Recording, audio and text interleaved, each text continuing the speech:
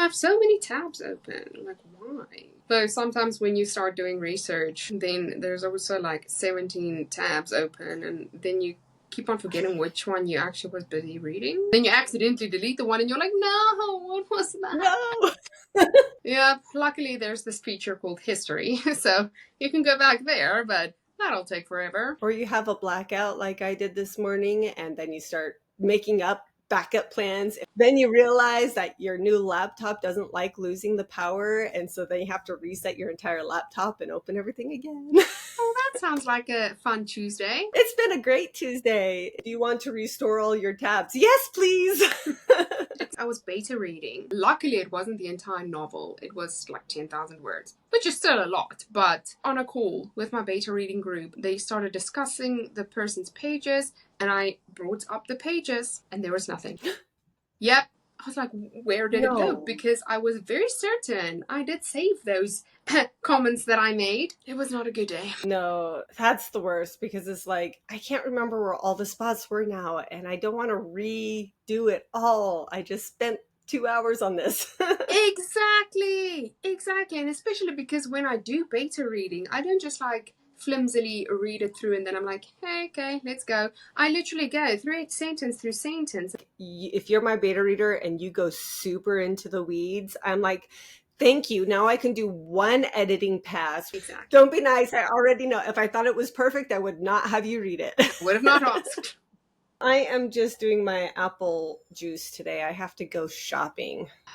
So I'm doing my rooibos tea today because I'm not at my own house. So whatever is in the person's cupboard, I drink, I guess. Alrighty. Are we ready? So ready. Let's do this.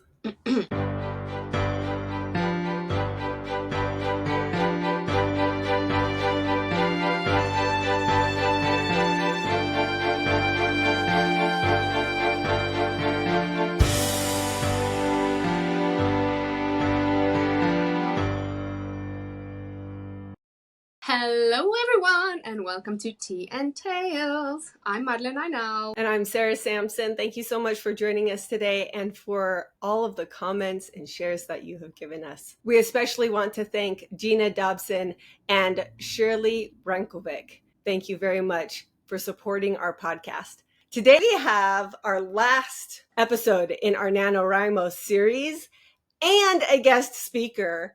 I'm so excited for this guest speaker. I am super more excited because not only is she from Belgium, but she's also a nonfiction writer, and we haven't had a nonfiction writer on our podcast yet. So I'm very excited to be talking to Anneke Vliegen today. I especially got this cup because this is my favorite cup, really, and I thought it was suitable for this. Love it. I love And that. you know which tea it is? Wait, tell me, rooibos? Rooibos, eh? Yeah, it's rooibos. So tell us a little bit about your book that you have out, your memoir. Recognize Me, yes.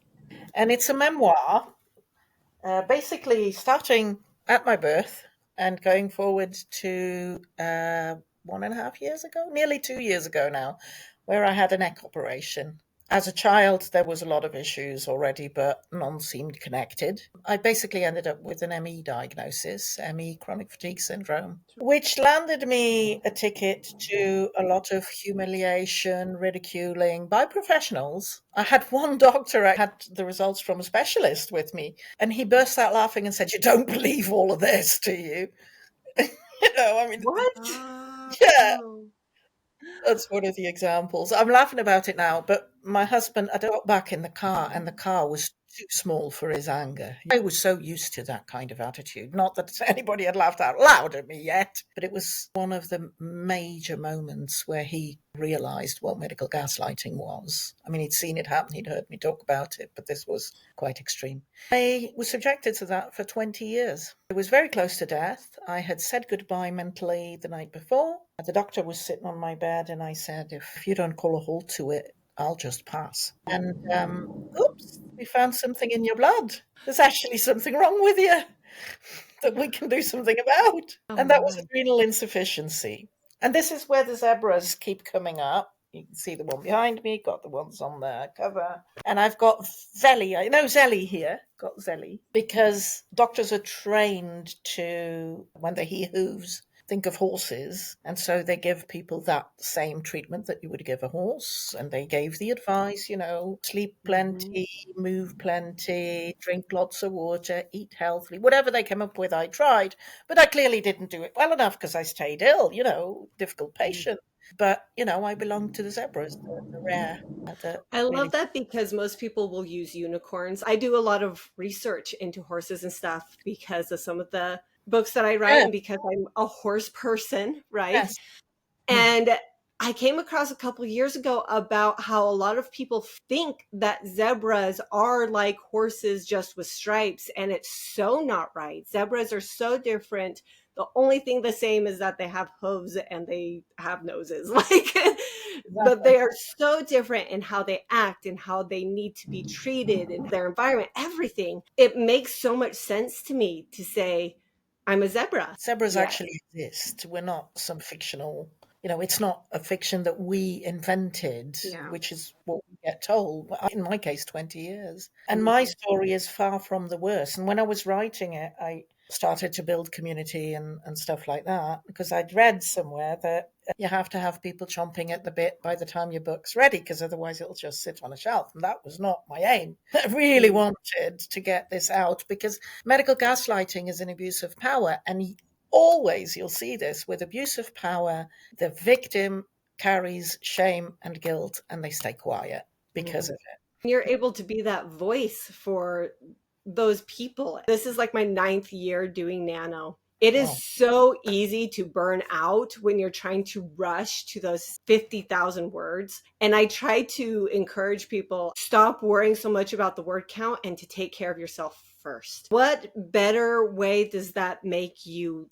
the perfect person to talk about having a health and life balance in general, just health and life, much less health and writing balance? So Exactly. I wanted to ask you about what is the importance of a writing balance with your health, especially if you feel like you have a deadline or something a goal you're trying to reach. Actually, when it comes to deadlines, in the very first conversations I had with my publisher, she asked, what's your aim, blah, blah, blah. And deadline was one of them. I said, I don't do deadlines. Every weekday, I will write for an hour or up to 500 words. Like sometimes I wrote for an hour and I was at 750. Sometimes I wrote for an hour and I was at 300. Sometimes I wrote for 20 minutes and I had the 500 and that was enough for today. Thank you very much. So I gave myself a bit of a clause, to play with. And I managed to stick to that. But I had never written a book before. I knew I could write and touch people with my writings. That was clear from the way people responded to emails, to posts, I knew I could write a decent piece. But writing a book is a very different story. You have to maintain it. And certainly with my level of health and capacity, it wasn't a case of I'll sit down and I'll just write it, because the whole story was here. If I'd had the capacity, it would be a case of sit down for a couple of weeks and do nothing but write, and your book will be ready. I didn't start knowing that you had to have a word limit and stuff like that. Even I didn't want to set myself a deadline in those terms. I stuck to that my goal was the regularity, and I managed that. But I think what's really, really important is that you know yourself well. Not only have I got the background of being a chronically ill patient, but also I was an occupational therapist in my working life, in my previous life, I always say. I was an occupational therapist and I'd done a postgrad in health research. So that also was a good position to write from, but it was also a very good position to do the analysis of what am I capable of? What is going to make me finish this? I didn't want this to be a project that after a couple of weeks I go, I don't fancy it today, I'll do it tomorrow. And then it just ends up in some cupboard somewhere, I really wanted to do this. And so knowing yourself well and being honest with yourself and realistic, I think that is absolutely key. It's very true that you say that you need to know yourself to know your limits. Otherwise, a lot of people say they want to write books, but saying you want to write a book and actually writing a book are two completely different things. And I think we spoke about it a lot in the previous episode where Sarah asked me, how do I do my writing while I have a full-time job, while I do all these other things? Yeah. And it is because I have that end goal of wanting to publish a novel, of wanting to have a career as an author, of having to, for you example, share your message to other people to let them know that they're not in the situations that they are in, and that there are other zebras that are also wandering around feeling lost, and that they can herd together and be a community. And so if you know that and you know your limitations, then that end goal you will make happen at your own pace. And I think that is brilliant of the publishing house, that they understood that and understood that, okay, this is your situation, this is your journey, and this is the capability you have as an author to be able to finish that project. And you did finish the project. Yeah, I sure did. Yeah, and publishers want you to know yourself that way. In my tips for Nano, that's my number one, is know yourself and start from there. If you don't start where you can start, you're gonna burn out in like 3 days. It's not gonna take long. And we talk about that Nano first week slump. That's why it happens. When I had decided I was going to start writing, and I realized how different writing a book would be to anything I'd ever done before. So I went and looked up some free courses, and I ended up at Readsy. I would really recommend them. And one of the exercises that was very important and crucial for me, and it was, when you start writing a book, you usually know what you want to give to your readers. And especially with something like I was writing, that was a goal for them. Write down why you're writing it for you. What's important to you about writing it? And I want to have a book published. I want to have my name known, for example, could be one of those. That wasn't particularly what I wanted. It was, for me, it was more about righting a wrong and maybe healing some of it. If I was to restart, if I was to write another book, I would write a new list, because it's going to be different now. I'm in a different stage having written one. Very true. But it's also connected to what you are saying, is that because you will have to write your novel, you have to go through a first draft, through a second draft, through 10, 20 edits. You actually have to love what you're writing, because otherwise you're just going to be like, nah, just throw that away, not vibing with that right now. One issue was that as I built the community, I found out that really, however bad my story is, there are much, much worse stories out there. My experience is so clearly so different from most, because I ended up a list of conditions, and one of them, EDS, Ehlers-Danlos syndrome, has a lot of comorbidities. And so I'm careful about speaking for other people. I love that you say, write what inspires you. That's how you're going to get words out. If you try to force yourself into an avenue you're not inspired by, you're going to get stuck. And that's just the worst feeling in the world. The other thing I love that you said in there was, don't worry about the publishing. Don't worry about anything else. Write what you need to have in there. I want to hear more about that, because I hear that you have a great analogy you like to use with this, involving sandcastles. Yep. I'm not sure I came up with it. I think I picked it up along the way somewhere. So if somebody wants to claim their right to it, please do. I'm sure I've shaped it into what fits me. One of the things, again, from these courses was do a brainstorm, but it's not one of those where you brain map. Put the headings, a diagram, yeah. Just make sure that all the points you want to have raised are there already in just simple words. So, have a picture in your mind of a mind map. That's what it's called. Have a picture in your mind of what you want the end castle to look like. But the first thing you need to do is just gather all the sand. Gather the sand that you will need. Go on the beaches and, how sticky do I need it? How much will I need? Just dump it in some box or on a pile or whatever. Just get it all there. And then start to make a general shape. Once you've got the general shape, you kind of look and go, I think I want to turret more, and I think I want an extra block here and a one less there. And, you do that kind of stuff. And then you start crafting that. I loved that phase, the crafting of the words and the sentences, the restructuring, the things that really felt not like writing as in writing sentences, but actually crafting them. finding synonyms that actually are at the right layer of what I wanted to say. Then you go and look for shells and for seaweed and for whatever else to put in place before you can call it finished. And it's never really finished anyway. But that's how I felt the process. And that was also part of remaining healthy with the writing, because you start writing and you write your first chapter and then you go and edit it, you'll never get to the second chapter because you'll keep editing. Even when the book's finished, you keep doing that, don't you? There is just a point where you have to say, that's it. Dump in all the words. There has to be some pattern to it to actually look after yourself as well, because you'll stop if you don't have a pattern. And I don't care if it's half an hour every fortnight, as long as you stick to that half an hour. Or it can be like we said, I'm going to write it within a fortnight, the whole book. Do it if that's you. But first, dump all the words. And when you get to a block with that, you've got your mind map. You can use that. But also, there's always something there that you can write. Even if it just seems plain stupid at that point, just write it. You're writing it for you at that point. Whatever you're thinking actually like mine was chronological. So if it would have been something like, oh, that doesn't fit there because it happened 5 years later, well, it doesn't matter. I'll write it now. And the in-between bit will come to me at some other point. Just write. Just do it. Yeah. Just get going and get into that habit, and a healthy habit, not what you think people want you to do. Don't do that. Really. Don't do that. Don't do it in life and don't do it in writing. Yeah. Very important. Make sure that you enjoy your writing. I mean, you won't enjoy every moment of it. It will get boring and you will get stuck, and there will be painful stuff to write as well. And there will be research to do that you really don't want to do. You just want to be writing at that point and whatever else. But there's bits you can do. Like you can have a Zello with you, for example.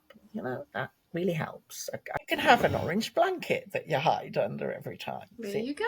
You can have rooibos tea. I feel that's not one priority. Yeah. Mine's hot chocolate. I keep hot chocolate next to me when I write. Before I started, I made sure I had a glass of water, put that ready.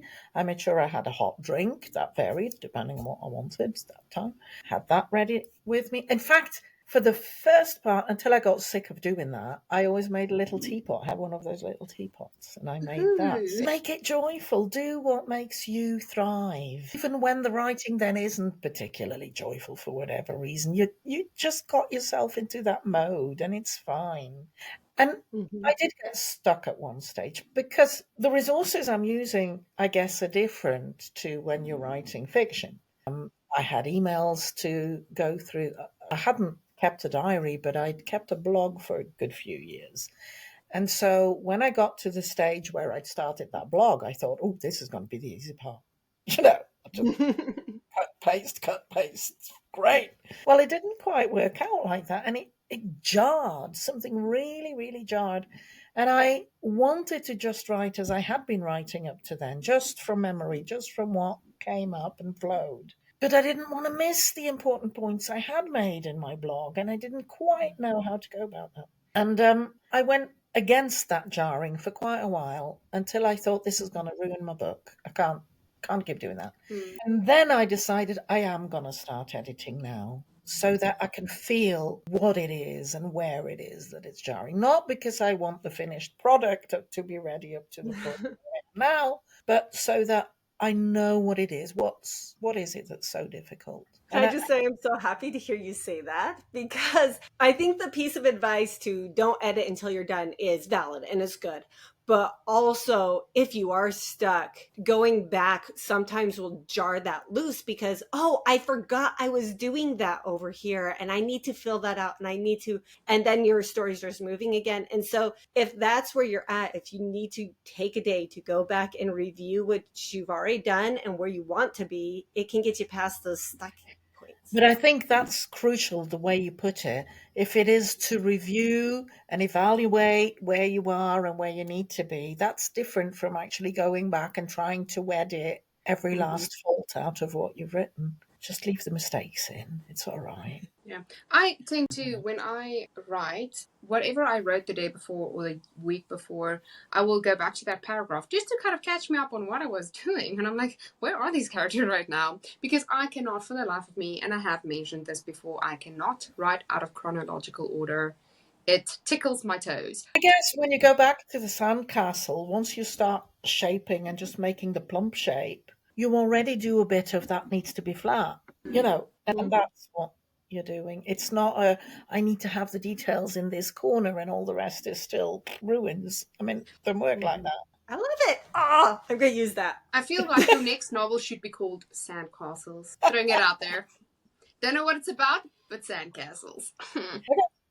I have lots of ideas for titles for following books. You're talking about making sure that you've taken care of yourself. Even just the fact that I'm going to write, let's put water on my table. I think a lot of times those writers forget those things. And if we forget to plan for those things or put it into our patterns, then we end up giving ourselves propensity to getting ill or getting tired or all of those things that come with just being human. Even if you think you're the healthiest person, you have to take care of your body or your mind will stop working. I very much appreciate all of the advice that you've given today. Your vibrancy, your smile, it just makes me think I can do this. And now I just want to go to every bookstore and go buy a copy of your novel and just give it out to everybody and be like, read, go read, be free, little one. Actually, I have people who have bought several copies and gone to their doctors and said, here, you need to read this. Nice. It's actually a very loving gift to that friend who is chronically ill, who may not ever even have given you an inkling of them being medically gaslit. I can tell you they have been. Thank you so much for this opportunity. I've been so excited about this episode and talking to you because I was watching like some of your YouTube interviews and I was reading about your journey and all that stuff, and I was like, you have such a kindness about you. And I think that is what people need in this world. And I do recommend and I urge people to go out and go buy this novel because I think it can only help them understand other people better. I have had so much fun talking with you. Thank you so much for joining us. I'm so glad that you asked me and that you gave me this opportunity to talk. We like to keep it short and simple here on Tea and Tales. Get your fingers back on the keyboard and your pen back to paper. And if you love what we are doing here and if you love all the guest speakers, go to Instagram and Facebook and follow us at Tea and Tales Podcast or TikTok and Twitter/X at Podcast Tea Tales. And don't forget to go to that purple icon and go give us 5 stars. What you also should be doing is typing in who your favorite author is that is not super famous or a novel that you would think people would want. Anneke Vliegen, she's really good. She is very good. Not well known yet, but she's excellent. She's really. getting there. She's getting there. Leave us a comment about your favorite author or book on any of our social platforms or email us or on any of our places you are listening to us now. Happy writing. Bye. All right. Bye-bye.